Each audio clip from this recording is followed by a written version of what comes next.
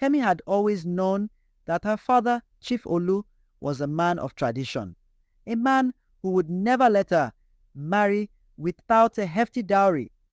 When Ade, the love of her life, proposed, Kemi felt joy and anxiety in equal measure.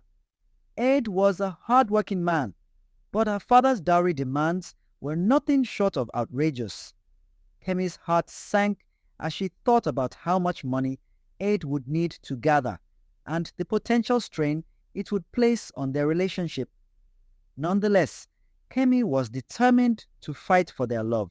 She worked tirelessly to convince Ade to accept the challenge. "If we survive this, we can survive anything," she whispered one evening. Ade hesitated, but ultimately agreed. As the day of the dowry payment approached, Kemi's hope for their future grew, even as a gnawing sense of unease began to creep into the edges of her mind. The day came when Ade arrived with the dowry, his face drawn with exhaustion but determination gleaming in his eyes. Chief Olu, proud and unforgiving, inspected the gifts Ade presented: gold coins, expensive fabrics, and a large sum of cash. Kemi's father nodded in approval, finally allowing Ade to marry his beloved daughter. Kemi breathed a sigh of relief, convinced that their love had triumphed against the odds. But something felt off. The moment the dowry exchange was complete, a strange unease settled over the household. Chief Olu seemed unusually quiet as he counted the money, his eyes narrowing with suspicion.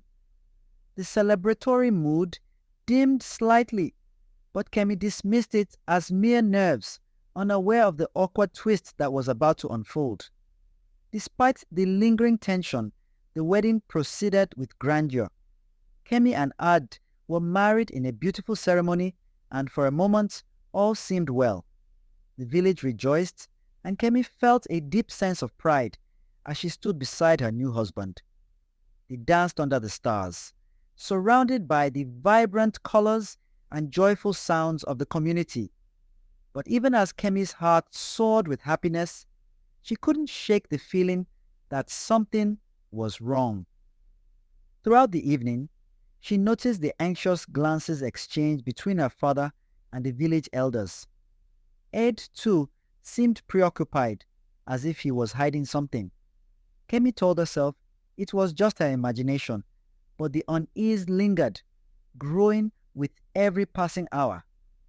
A few days after the wedding, Kemi's father called her into his study. His face was clouded with anger and confusion. "The money," he said gravely, "is fake." Kemi's stomach churned as her father threw a stack of counterfeit bills onto the table. How could Ade do this to us? Was this some kind of joke? Chief Olu demanded. Kemi's world spiraled into chaos. She couldn't believe that Ade, the man she loved, could have been involved in such a scandal. But how? Was he aware of the deception, or had they both been victims? Kemi's mind raced as she struggled to comprehend the enormity of the situation. Her father demanded answers, and Kemi knew she had to confront her husband, no matter what the truth revealed.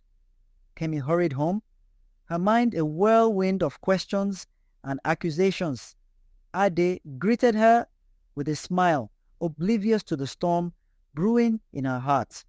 Without warning, she laid the counterfeit bills on the table between them. "Explain this," Kemi demanded, her voice trembling. Ade's face turned ashen as he stared at the fake money. "I don't understand," he whispered, his eyes wide with shock. Ade swore he had no knowledge of the counterfeit dowry, insisting he had trusted a friend to help gather the money. But as Kemi listened, doubt gnawed at her. Was Ade telling the truth, or had he been deceiving her all along? The thought of betrayal made her blood run cold, and the gap between them seemed to widen with every passing moment. Kemi and Ade decided to investigate the source of the fake money. Ade reluctantly admitted that his old friend Tayo had offered to help collect the dowry. Kemi had never fully trusted Tayo. There had always been something off about him. Too slick, too eager to lend a hand. He told me he had connections, Ade explained, though now his voice wavered with uncertainty. Determined to get to the bottom of the mystery, Kemi and Ade went to confront Tayo. As they arrived at his home, they found it empty, his belongings gone. Tayo had disappeared without a trace. The realization hit Kemi like a punch. This was more than just an unfortunate mistake. Something darker was at play, and Tayo was right at the center of it. Days passed, and the situation only worsened. The village buzzed with rumors about the counterfeit dowry, and Chief Olu's anger showed no sign of cooling. Ade and Kemi's once blissful marriage began to crack under the strain. Meanwhile, the more they investigated, the more questions emerged. Why had Tayo betrayed them? And why had he vanished just when the truth was needed the most? As Kemi sifted through the fragments of her life, she found an old note Tayo had once given Ade, containing cryptic references to a final payment and a debt to be repaid. It made no sense to her, but Ade's face went pale when he read it. "There's something I haven't told you," he muttered, his voice barely audible.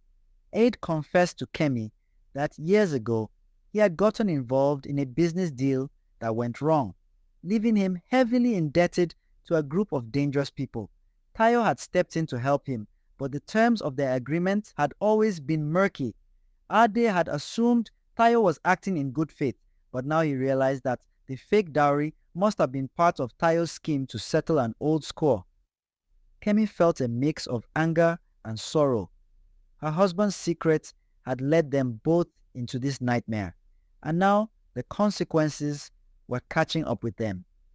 "We need to fix this," Ade said, but Kemi wasn't sure where to begin.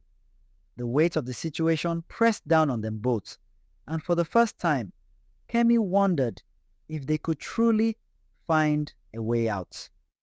As if things couldn't get worse, mysterious notes began appearing at their home. The messages were simple but threatening. "Pay what you owe." Kemi's heart raced every time she found a new note, and the fear of what might happen next gripped her tightly. Who was sending these notes? And what did they want? Was Tayo behind this? Or was there an even bigger force at play? Kemi and Ade knew they had to act fast. They decided to approach Chief Olu for help, despite the tension between them. But as they sat down with him, Kemi noticed something strange in her father's behavior. He seemed unusually nervous, his eyes darting around the room. It was then that Kemi began to suspect that her father might know more than he was letting on. Kemi's suspicion grew over the next few days. She started asking questions about her family's history, digging into old records and stories. To her shock, she uncovered a dark secret. Her father had once been involved in a similar scheme when he was younger, using counterfeit money to secure his own business deals. Was it possible that Chief Olu's past was somehow connected to the present crisis? Kemi confronted her father with the evidence, and though he denied any involvement, his nervousness only deepened. The realization hit her hard. Her family's problems weren't just a result of Ade's mistakes. They were part of a long, tangled web of deception that stretched back years. And now, that web was closing in on all of them. With everything out in the open, Kemi made a difficult decision. She confronted her father one final time, demanding that he take responsibility for his actions. Chief Olu, realizing he had no choice, agreed to come clean to the village. The truth was revealed, and though the damage couldn't be undone, the tension began to ease. Kemi and Ade, though shaken, decided to move forward together. Their love had been tested in unimaginable ways, but they had emerged stronger on the other side. As they rebuilt their lives, Kemi couldn't help but reflect on the journey they had taken, a journey filled with lies, betrayal, and danger.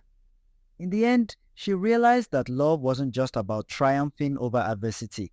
It was about facing the truth, no matter how painful it might be.